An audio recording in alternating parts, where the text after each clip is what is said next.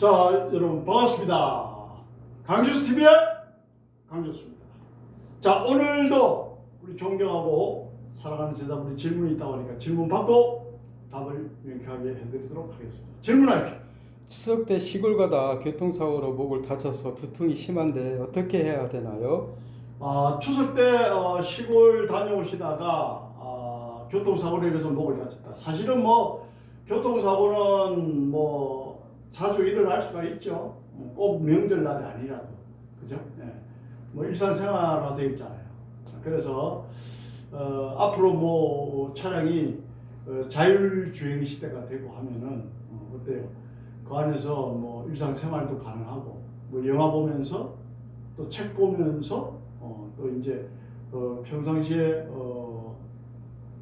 운전하면서 뭐 했던 업무 일과까지 볼 수 있고 뭐 그렇게 되잖아요. 그러니까 이제 차가 이제 경유차, 휘발유차에서 전기차로 바뀌고, 전기차에서 자율주행차로 바뀌고, 뭐 자율주행도 레벨 1, 2, 3, 4 이렇게 나가는데 이제 그렇게 가잖아요. 그러니까 어쨌든 간에 자율주행차가 생길지라도 차가 교통사고를 하면 그 안에서 어떤 척추에 영향을 받을 수가 있고 그렇잖아요. 그래서 상식적으로 알아두시면 굉장히 좋겠다, 이 강의를. 오케이? 자, 그러면은 목은 우리가 자동차 시트에 앉으면은 어때요? 허리는 등은 시트가 받쳐주잖아요. 근데 목은 어때요? 이렇게 떠 있잖아요. 그럼 떠 있단 말은 무슨 말이냐? 기댈 언덕이 없다는 얘기예요. 그리고 우리가 척추, 사람의 척추는 다 서비컬, 소라식, 럼버, 세크룸, 악식스, 경추, 흉추, 요추. 서비컬, 소라식, 럼버, 경추, 흉추, 요추, 세크룸, 선추, 악식스, 미추가 척추잖아요. 그러면 그 척추 중에 가장 작고 가장 약한 뼈가 목뼈입니다, 여러분. 그러면은 목뼈가 가장 작고 연약한데 시트에서 떠가지고 덩그러니 홀로 서 있는데 설상가상으로 볼링공만큼 큰 어떻다? 두뇌가 또 누르고 있잖아요. 그러니까 목은 상당한 리스크를 안고 있다라고 보시면 돼요. 특히 목에 이상이 있는 분들은 제가 특별하다는 얘기는 세계에서 가장 특별한 이야기를 하는 겁니다. 뭐 국내에서 이야기하는 게 아니에요. 글로벌적으로 이야기하는 거예요. only one, 나만의 비책을 가지고 있다 이 말입니다. 자, 그래서 우리가 척추에서 가장 리스키하고 가장 위험에 노출되어 있는 이 목뼈에 대해서 우리가 간단하게 해부학적으로 검토를 하고 그 치료 방법으로 넘어가도록 할게요.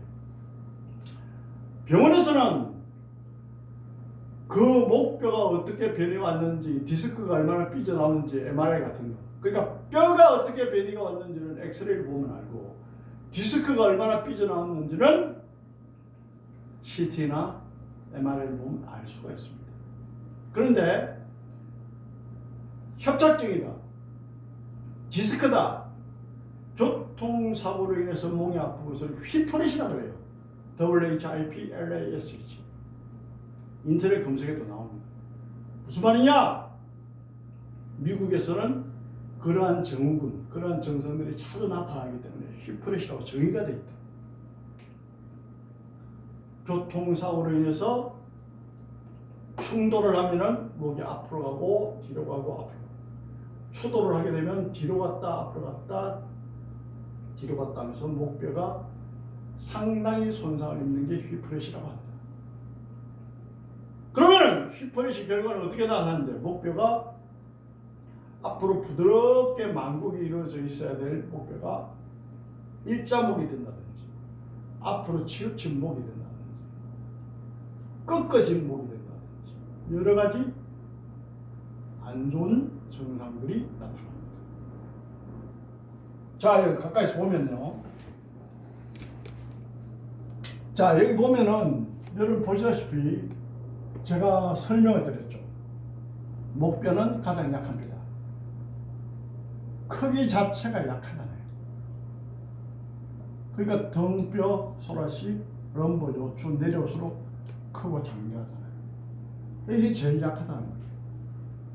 그런데 재미있는 것이, 자, 목을 이렇게 딱 보면 여기 빨간 게 있어요. 빨간 게 해봤죠. 이 빨간 거는 추골동맥이라는 거예요. 이 추골동맥이 끊어지면은 sudden death syndrome 이래가지고 사람이 3초 내로 사망을 하게 됩니다. 뼈와 뼈 사이 낑기면 전신마비가 오고요. 그러니까 이 약한 뼈 위에 볼링공만한 머리가 받치고 있고 머리가 누르고 있고 또 이 약한 뼈 안에 추골동맥이 있고 그렇습니다. 그러니까 얼마나 목은 쉽게 병에 노출될 수밖에 없느냐라는 이야기를 제가 지금 하는 거예요. 뼈 자체도 약한 데다가 중요한 추골동맥도 안에 들어가 있고 그 다음에 볼링공처럼 무거운 머리가 누르고 있고 그래서 항상 목이 리스키한데 질문하신 분처럼 교통사고가 나면은 더 안 좋아지겠죠. 자, 그러면은 구체적으로 이제 왜 그런지를 알아야 우리가 치료를 할 수 있으니까, 자, 여기 보시면은 제가 이제 책을 이 척추나 근육관리 분야 책을 한 8권을 썼는데 100가지 병을 고칠 수 있는 일어났어요. 이거는 겸손한 이야기입니다. 한 1000가지 병도 고칠 수 있어요. 네? 이 교정으로서, 마사지로서. 자, 그래서 제가 쓴 책에 보면은 이렇게 나와 있죠. 자, 여기 보세요. 목에서 나오는 스파이러브로트 신경근은 눈, 귀, 코, 이 상부, 머리와 연결되어 있는 장기와 연결되어 있습니다. 신경이 그렇게 연결되어 있어요. 사람을 해보면 그렇게 연결되어 있다는 말입니다. 그 다음에 소라식 등뼈는 소라식 12개의 뼈로 이루어지는데 등뼈는 어떻다? 간, 위, 소장, 대장. 이제 여러분 보시다시피 그림이 나오잖아요. 예? 그 다음에 럼버 요추는 생식기 쪽, 방광, 소장, 직장, 외부 생식기, 심장, 방광이 다 생식기 쪽이잖아요. 이렇게 연결되어 있습니다. 이거는 누구도 부정할 수 없는 사람의 신경의 흐름을 나타내는 겁니다. 해부학적으로 증명이 된 의과학적인 걸 이야기하는 거예요. 지금. 그러면 이게 뼈와 뼈 사이 구멍 추간공에서 나오기 때문에 뼈가 틀어지면 이 신경이 눌리고 신경이 눌리면 이와 연결된 장기가 안 좋게 되어 있습니다. 여러분.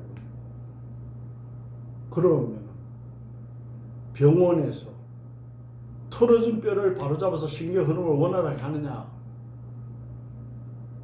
아니면 약을 주느냐, 아니면 튀어나온 부위를 원인은 무시하고 그냥 잘라내고 마느냐. 예를 들어서 원인을 무시하고 잘라낸단 말이에요. 이 말입니다. 자, 허리뼈가 이렇게 있는데 허리뼈가 이렇게 틀어지면서 이게 이렇게 튀어나왔어. 그럼 디스크야 소위 말해서. 그럼 이걸 잘라내고 튀어나온 디스크를 잘라내고 그대로 있으면 나중에 뭘 한다? 또 재발을 하는 거예요. 우리는 어떠냐? 이거를 똑바로 맞춰요. 똑바로 여기서 틀어진 뼈를 어자스트먼트 똑바로 맞춰가지고 이걸 치료했는 거예요. 그 어떤 게 근본적인 치료입니까? 그 개념을 알고 계셔야 되지. 개념을 알고 계셔야 되지. 그래서 근본적인 치료는 근육 관리를 하고 척추 교정, 체형 교정을 하면은 좋아진다라는 말씀을 지금 드리는데, 어디가 아픈지를 진단은 병원에서 하지만은 좋아지게 하는 치료는 우리 같은 전문가 중에 전문가가 해야 되는 겁니다. 그리고 오늘도 제가 세계 최초로 특허를 내서 여러분들이 목 디스크, 목 협착증, 목 질환을 한 번에 해결할 수 있는 그 운동법을 알려드리는데, 시중에 나와 있는 목을 이렇게 당기고 밀고 이거는 차원이 달라요, 여러분. 예? 실전 고수는 이렇게 하는 거다라는 걸 알고 하셔야 되겠습니다. 자, 그래서 목에 뼈가 틀어진 거는 교정을 하는 거는 우리 같은 전문가 교정을 하면 되는데, 그 다음에 또 뭘 해야 돼요? 목을 트랙션 해야 돼요. 트랙션 한다면 무슨 말이다? 목을 늘려주는 거예요. 늘리면은 이 튀어나왔던 디스크가 들어갑니다. 늘리면은 목의 사고로 인해서 이게 틀어져 가지고 이게 눌렸던 신경이 어떻다, 이게 늘리면 어떻다, 신경의 흐름이 좋아집니다, 여러분. 그러면 늘렸다가 나아버리면 어떻다, 신경이 좋아졌다가 원위치, 좋아졌다 원위치. 그러면 또 어떻게 하란 말인데, 늘린 상태에서 웨이트 운동, 그게 지탱이 되도록 근육 강화 운동을 해줘야 돼요. 그럼 목을 늘린 상태에서 근육 강화 운동을 하면 어떻게 해야 되는데, 그런 기계가 없지 않느냐. 그래서 제가 세계 최초로 만든 기계를 제가 여러분들 보여드리고 제가 운동 요구를 알려드릴게요. 센스가 있고 개념이 있는 분들은 금방 압니다. 그래서 뭐 특정한 병원에서 뭐 어떤 약이 좋다, 어떤 수술이 좋다, 어떤 간단한 운동으로 좋아진다, 그 다 문제가 있는 이야기들이라는 것은 여러분들 아실 거예요. 그대로 하니까 되든가요? 안 되죠, 당연히. 자, 그래서 오늘 제가 깔끔하게 교정은 필요하면 제가 교정을 하고요. 그 다음에 운동요법을 어떻게 해야 불특정 다수인들이 근본적으로 좋아지는지 그걸 알려드립니다. 트랙션 늘려주고 웨이트 늘린 상태에서 웨이트 근육 강화 운동을 해라. 그러면 늘린 상태에서 근육 강화 운동을 하면 어떻다? 몸이 좋아진 상태를 지탱하잖아요. 우리의 뼈는 206개 뼈는 656개 머슬 근육이 지탱을 하기 때문에 그래야 합니다.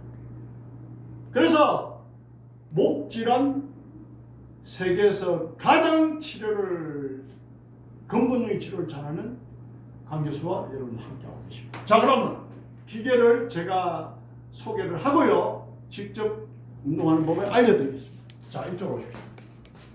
자, 여기 보시면은 자, 이렇게 무게가 나가게 되어 있습니다.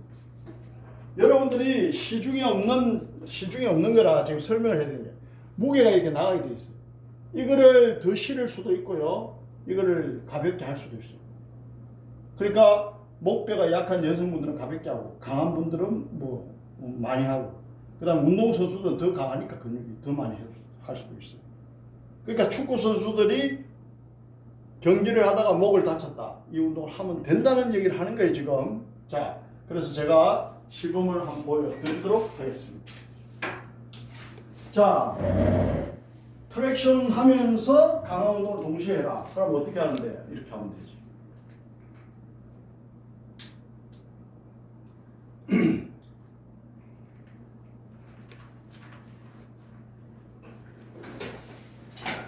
자, 여기를 한번 보세요. 이게 왔다 갔다 하잖아요. 그죠? 그죠? 이게 무게가 왔다 갔다 하면서 제가 이렇게 운동하잖아요. 그럼 어때요? 목뼈가 쭉 늘어나면서 근육이 강화가 되겠죠.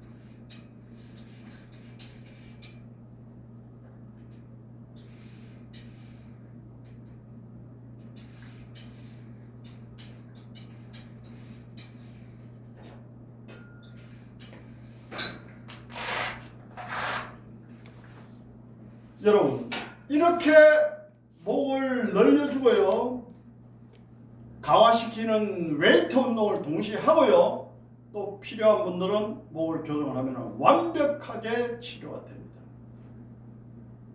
재발하지 않고 근본적으로. 저도 이렇게 하고 나면은 누구나 다 사람은 부실부실하게 척추가 조금씩 틀어지잖아요. 저는 이렇게 하면 굉장히 시원합니다. 왜냐? 목에 8쌍의 신경이 흐름이 좋아지니까. 목에 7개의 뼈의 정렬이 발라지니까. 목에 7개의 뼈와 8쌍의 신경을 지탱하는 연부조직들이 흐름이 좋아지니까. 근육 속에는 혈관과 림프와 호르몬과 그 다음에 연부 조직들이 흘러다니니까 그 흐름들이 좋아진단 말이죠.